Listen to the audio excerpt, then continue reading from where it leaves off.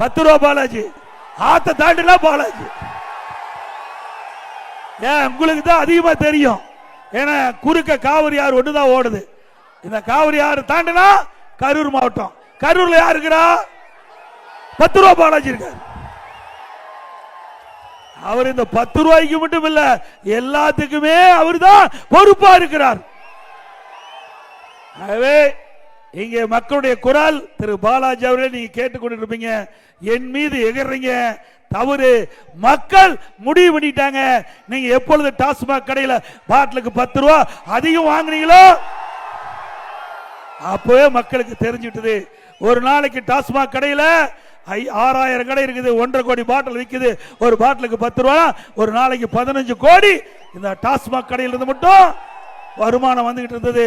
மாசத்துக்கு 450 கோடி, வருஷத்துக்கு 5400 கோடி, 4 வருஷத்துக்கு 22,000 கோடி இந்த டாஸ்மாக் கடையில் மட்டும் கொள்ளை அடிச்சிருக்காங்க. இந்த கொள்ளை அடிச்ச பணத்தை வச்சுக்கிட்டு தான் ஆட்டம் போட்டுட்டு இருக்காங்க. அந்த ஆட்டத்திற்கெல்லாம் முடிவு கட்டிக்கிட்ட காலம் 2026 சட்டமன்ற பொதுத் தேர்தல். முடிவு கட்டுவீங்களா? முடிவு கட்டுவீங்களா? இன்றைக்கு இவர் மட்டும் இல்ல, எல்லா துறையும் ஊழல். ஊழல் இல்லாத துறையே இல்ல. தமிழகத்தில் ஆட்சினா ஊழல் ஆட்சி. ஏற்கனவே இன்றைக்கு இந்தியாவில் பல மாநிலம் இருக்குது. எந்த மாநிலத்திலும் ஊழலுக்காக கலைக்கப்பட்ட அரசாங்கம் கிடையாது. திரு கருணாநிதி அவர்கள் முதலமைச்சர் காலத்தில் திமுக ஆட்சி, ஊழலுக்காக கலைக்கப்பட்ட ஒரே அரசாங்கம் திமுக அரசாங்கம். ஊழல் ஊற்றுக்க திமுக என்றால் ஊழல், ஊழல் என்றால் திமுக. அப்படி ஊழல் விதைக்கின்ற அரசாங்கம் அகற்றப்பட வேண்டும். அது மட்டுமில்ல, எப்பொழுது பார்த்தாலும் பேசுகிறார் அண்ணா திமுக பிஜேபிக்கு அடிமைன்னு. திரு ஸ்டாலின் அவர்களே, உங்களை போட கொத்தடிமை நாங்கள். இதே காங்கிரஸ் மத்தியில் ஆட்சி அதிகாரத்தில் இருந்தபோது தமிழ்நாட்டில் திமுக ஆட்சி எமர்ஜென்சி கொண்டாந்தாங்க, அவசரம் சட்டம் கொண்டாந்தாங்க. அந்த எமர்ஜென்சில மிசாஸ் சட்டம் கொண்டாந்தாங்க. அந்த மிசாவில் திமுக கட்சி சேர்ந்த மூத்த தலைவர்கள் இந்த ஸ்டாலின் உட்பட பல பேர் சிறையில் அடைக்கப்பட்டாங்க. அந்த அடைக்கப்பட்ட காட்சி திரு கருணாநிதியுடைய நூற்றாண்டு விழா வரும்போது ஒரு கண்காட்சி நடத்தினாங்க. அந்த கண்காட்சியில திரு ஸ்டாலின் அவர்கள் மிசால சிறையில் இருப்பது போல காட்சிப்படுத்தினாங்க. அப்படிப்பட்ட கட்சியோட நீங்க கூட்டு வச்சிருக்கிறீங்க. நாங்க கூட்டு வச்ச என்ன தப்பு? பாரதிய ஜனதா கூட்டணி வச்சா என்ன தவறு? நாட்டை ஆளுகின்ற கட்சி பாரதிய ஜனதா கட்சி. ஆக இந்த நாட்டை ஆளுகின்ற கட்சியோடு நாங்கள் கூட்டணி வைத்தா என்ன தவறு? இதே திராவிட முன்னேற்ற கழகம்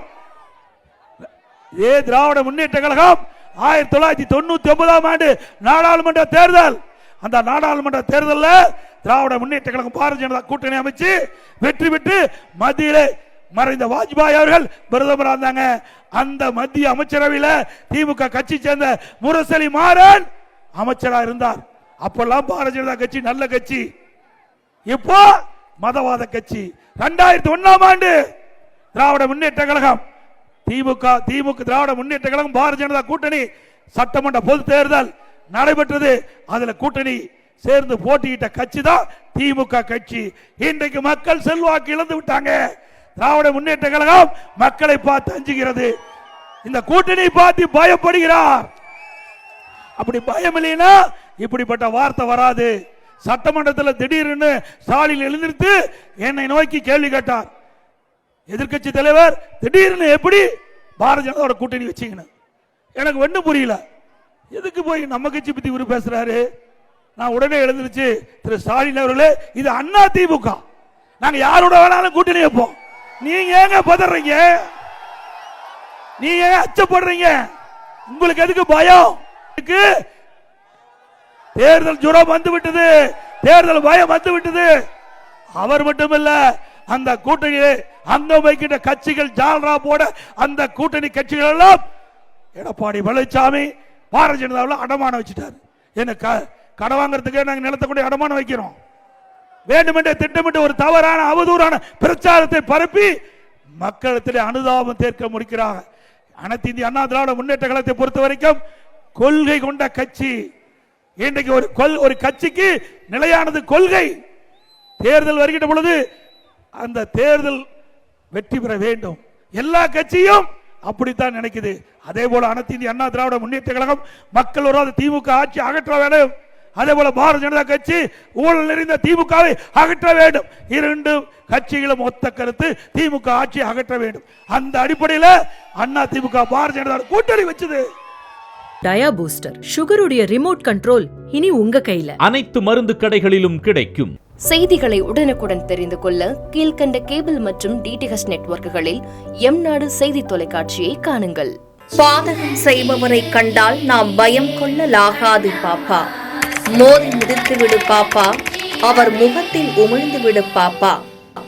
அண்மை செய்திகளை உடனுக்குடன் தெரிந்து கொள்ள இணைந்திருங்கள் எம்-நாடு தொலைக்காட்சியுடன்.